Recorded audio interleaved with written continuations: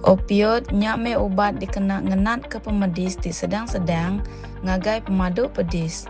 Ubat tu boleh diambil niti ke jadual, ti udah ditetap ke tau ke mayanuan berguna ke ya kena ngurang ke pemedis. Dos tambah boleh diambil niti tikas pemedis nuan sama atau ke lebih hari 4. Takeh antara nuan ngambil dos tambah ngodos ke sebedau ya, mesti nak tahu kurang hari sejam. Udahnya, persa baru tikas medis nuan dalam masa 30 minit, udah hari ngambil dos tambahnya. Nanti nuan berguna kelebih hari 3 dos tambah dalam masa 4 jam, nuan biasa berunding ngodutu atau ke petugas kesehatan.